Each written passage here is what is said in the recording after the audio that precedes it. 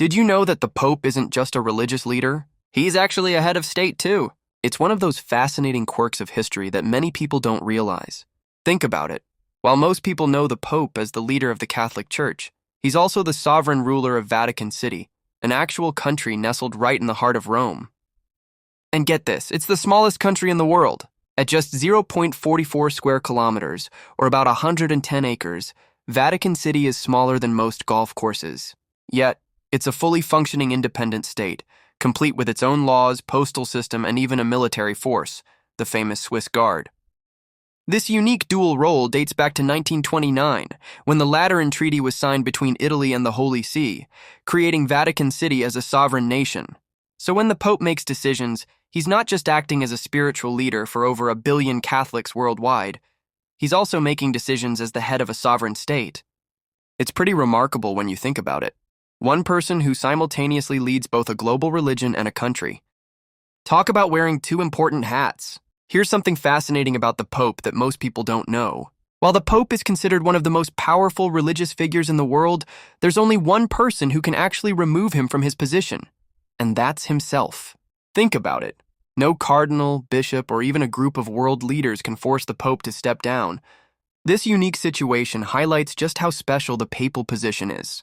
In fact, throughout the entire history of the Catholic Church, papal resignations have been incredibly rare. The most recent one happened in 2013, when Pope Benedict XVI made the shocking announcement that he would voluntarily step down from his role.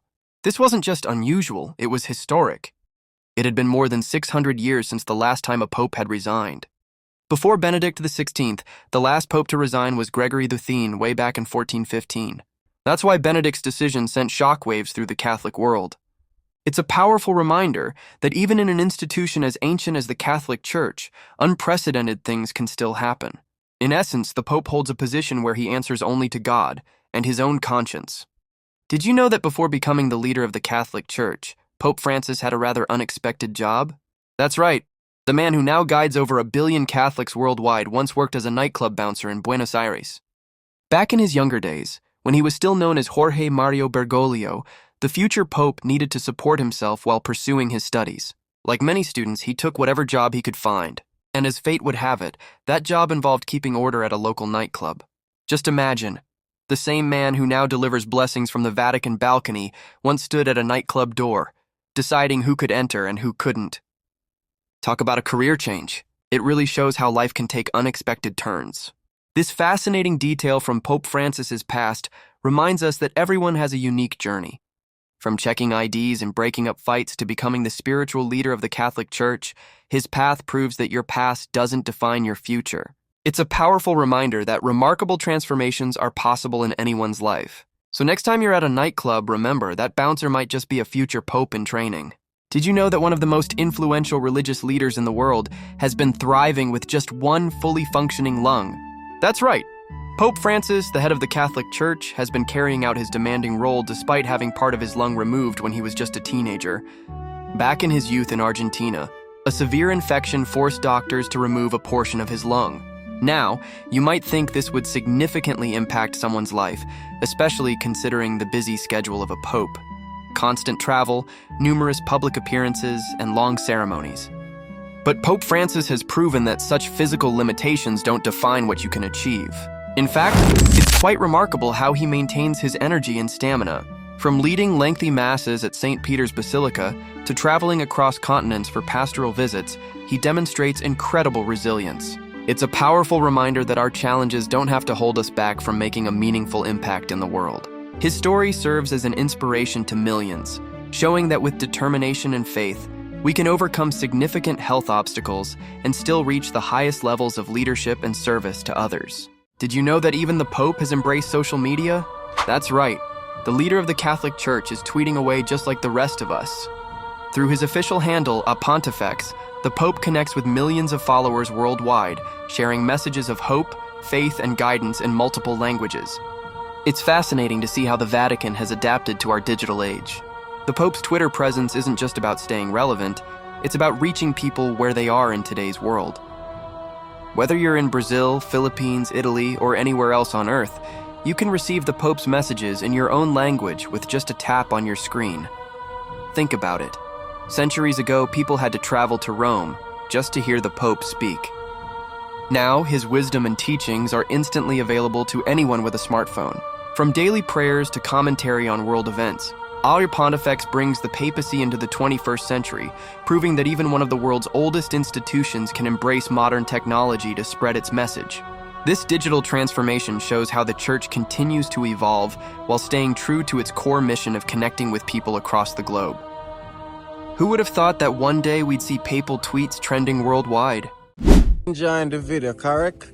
Make sure to hit that subscribe button, turn on the notification bell. Please leave your feedback, hit like, share the content. Ever wondered how the leader of the Catholic Church was chosen in ancient times? Well, get ready for this. It wasn't always the elaborate conclave process we know today. Back in the early days of Christianity, becoming pope could be as simple as getting a crowd really excited. Imagine this scene.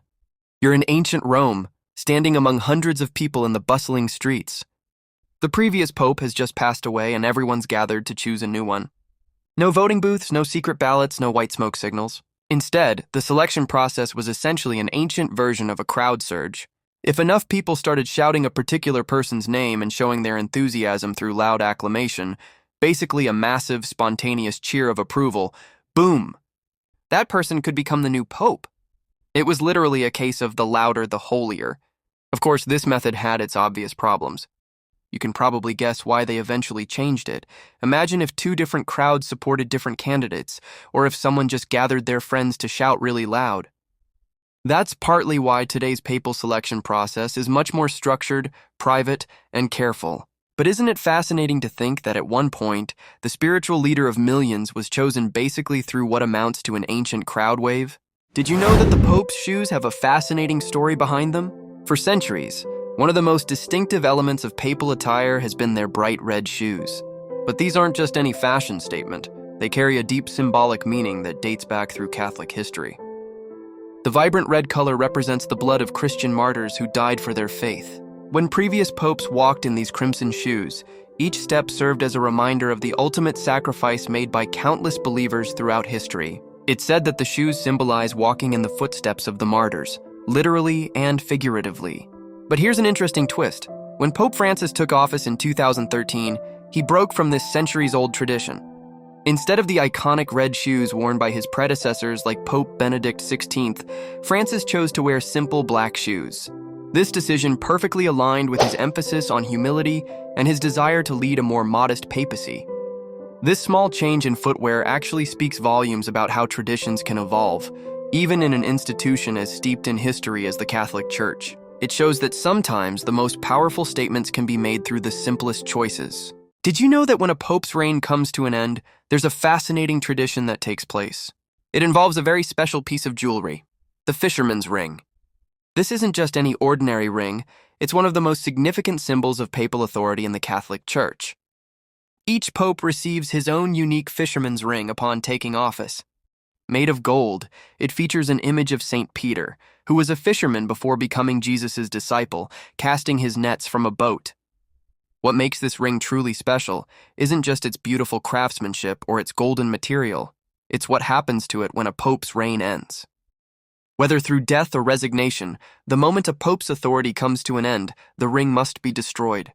In a solemn ceremony, the Cardinal Camerlengo takes the ring and strikes it with a special silver hammer, creating deep marks that render it unusable. This dramatic act serves as a powerful symbolic gesture, marking the definitive end of that pope's authority and ensuring that no documents can be falsely sealed with it. This tradition has been carried out for centuries, making it one of the most intriguing and meaningful customs in papal succession. It's a powerful reminder that even the highest authority on earth is temporary. Did you know that according to one of the most intriguing legends in Catholic history, a woman once sat on the papal throne? Let me tell you the fascinating tale of Pope Joan, a story that has captivated imaginations for centuries. As the legend goes, in the 9th century, a brilliant and ambitious woman disguised herself as a man to pursue education and religious studies. She was so exceptional in her knowledge and abilities that she rose through the church ranks, eventually becoming Pope John VIII. Yes, you heard that right, a female pope hiding in plain sight. But here's where the story takes a dramatic turn. According to the tale, her true identity was revealed in the most shocking way possible. During a papal procession, she unexpectedly went into labor and gave birth in the street, exposing her secret to the stunned crowd. While historians in the Catholic Church dismiss this story as pure fiction, it's amazing how this legend has persisted for over 1,000 years. It's been the subject of countless books, movies, and debates reflecting medieval attitudes about gender and power. Whether true or false, Pope Joan's story reminds us how some legends are simply too compelling to fade away. Enjoying the video, correct? Make sure to hit that subscribe button, turn on the notification bell. Please leave your feedback, hit like, share the content. Did you know that the Vatican isn't just about religious matters? In fact, the Pope has his very own astronomer. Yes, you heard that right. The Vatican Observatory, staffed by brilliant Jesuit scientists, is one of the oldest astronomical research institutions in the world. Talk about mixing faith and science. But here's where things get really interesting. While we're on the topic of papal history, let me tell you about one of the most fascinating legends, the story of Pope Joan. According to medieval tales, there was supposedly a woman who pulled off the ultimate disguise, fooling everyone into thinking she was a man and eventually becoming the Pope. The story goes that she was incredibly intelligent and educated, successfully maintaining her secret for years. While historians now generally agree this is just a myth, it became such a powerful legend that it persisted for centuries. People even claimed there was a special chair designed to check future popes' gender because of this incident. It's amazing how these stories, whether true like the Vatican Observatory or legendary like Pope Joan, show us different sides of papal history that most people never knew existed. From gazing at the stars to tales of secret identities, the Vatican's history is full of surprises,